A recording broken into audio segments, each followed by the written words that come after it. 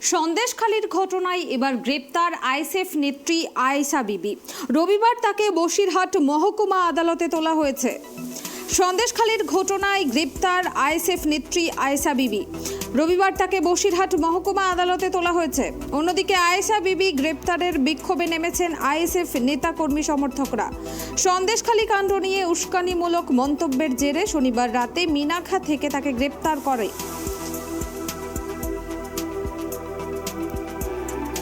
সন্দেশখালী ঘটনায় এবার গ্রেপ্তার আইএসএফ নেত্রী আয়েশা বিবি। রবিবার তাকে বসিরহাট মহকুমা আদালতে তোলা হয়েছে। অন্যদিকে আয়েশা বিবি গ্রেপ্তারের বিক্ষোভে নেমেছেন আইএসএফ নেতাকর্মী সমর্থকরা। সন্দেশখালী কাণ্ড নিয়ে উস্কানিমূলক মন্তব্যের জেরে শনিবার রাতে মিনাখা থেকে তাকে গ্রেপ্তার করে পুলিশ। আমরা বিস্তারিত জেনে নেব। এই মুহূর্তে আমার সঙ্গে টেলিফোন লাইনে জুড়ে আছেন ট্রাইব টিভির প্রতিনিধি সিরাজুল মিস্ত্রি।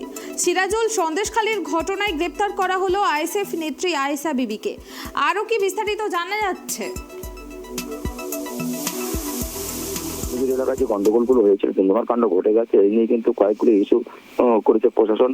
ইস্যু করে কিন্তু কয়েকজন মহিলাকে কিন্তু চিহ্নিত করেছেন। তার মধ্যে কিন্তু আয়েশাকে সন্দেহ করেছে। গতকাল রাত্রে কিন্তু মিনাখা থানা এলাকা থেকে আয়েশা বিবিকে গ্রেপ্তার করে আইএসএফ নেতা, তিনি আইএসএফ নেত্রী, তিনি আয়েশা বিবি, তাকে কিন্তু গ্রেপ্তার করে সন্দেশখালী এলাকা থেকে। সেখান থেকে কিন্তু বৈশাখ তারা রাত্রে নিয়ে আসা হয়। সেখান থেকে তার মেডিকেল করিয়ে তাকে আদালতে তোলা হলো। এই আয়েশা বিবিকে গ্রেপ্তার নিয়ে কিন্তু একাধিক আইএসএফ এর নেতাকর্মী সমর্থক তারা কিন্তু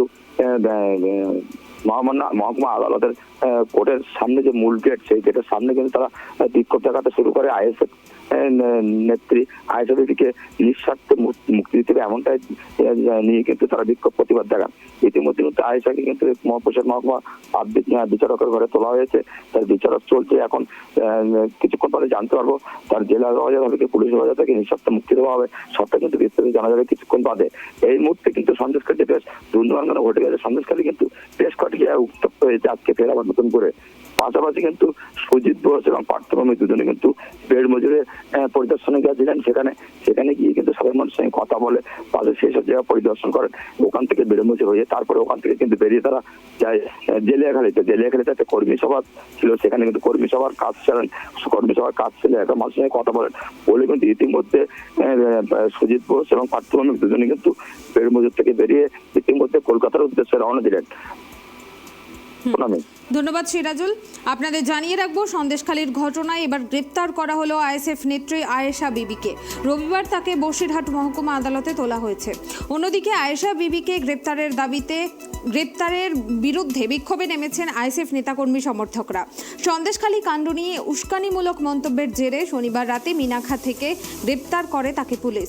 তারই প্রতিবাদে আইএসএফ নেত্রী আয়েশা বিবির নিঃশর্তে মুক্তির দাবিতে বসিরহাট আদালতের মূল গেটে আইএসএফ নেতাকর্মী সমর্থকেরা হাতে ফেস্টুন, বুকে প্ল্যাকার্ড ঝুলিয়ে বিক্ষোভ দেখান। সন্দেশখালীর ঘটনায় হিংসা ছড়ানো, প্ররোচনা দেওয়া সহ একাধিক অভিযোগে তাকে গ্রেপ্তার করেছে পুলিশ। পাশাপাশি সন্দেশখালী কাণ্ডে উত্তম সর্দার 8 দিনের পুলিশ হেফাজতে নেওয়া হয়েছিল এবং রবিবার তাকে ফের 8 দিন পর বসিরহাট মহকুমা আদালতে তোলা হলো। রাজ্য সরকার ভয় পাচ্ছে যে আমাদের আইএসএফ নেত্রী দ্বারা যদি আরও ঘটনা সামনে আসে, যেভাবে শাহজাহান শেখ সহ তার বাহিনী, গুন্ডা বাহিনী যেভাবে সন্দেশখালীর মা বোনেদের উপর অত্যাচার করেছে, সেই ঘটনা যদি আস্তে আস্তে আপনার পশ্চিমবাংলার মানুষ দেখছে যে কিভাবে অত্যাচার হয়েছে, সেই ঘটনা আরও যেন সামনে না আসে, সেই জন্য ওনাকে গ্রেপ্তার করেছে। আমরা নিন্দা জানাচ্ছি। একদম মিথ্যা অভিযোগ, সম্পূর্ণ মিথ্যা অভিযোগ। আমাদের আয়েশা বিবির সাথে সন্দেশখালীর ঘটনার কোনো রকম সম্পর্ক নেই। যেহেতু আমরা মা বোনেদের উপর অত্যাচার হওয়ার কারণে আমরা বিভিন্ন জায়গায় এর প্রতিবাদ করছি। এদিনকে আমরা বসিরহাট এসপিতে ডেপুটেশন দিয়েছিলাম। তার পরপরই যেহেতু আয়েশা বিবির বাড়ি বাপের বাড়িটা সন্দেশখালী এলাকায়, সেখানে আয়েশা বিবির কাছে একাধিক মহিলারা তাদের দুঃখ এর কথা জানাচ্ছে। সেই কথাটা যেন আস্তে আস্তে যেন মিডিয়ায় না আসে, সেই জন্য প্রশাসন তো বিষয় না, বিষয়টা হলো রাজ্য শাসক দলের যে গুন্ডা বাহিনীর কালচারটা সামনে যাতে না আসে, সেই জন্য প্রশাসন দ্বারা আটকানোর চেষ্টা করা হচ্ছে।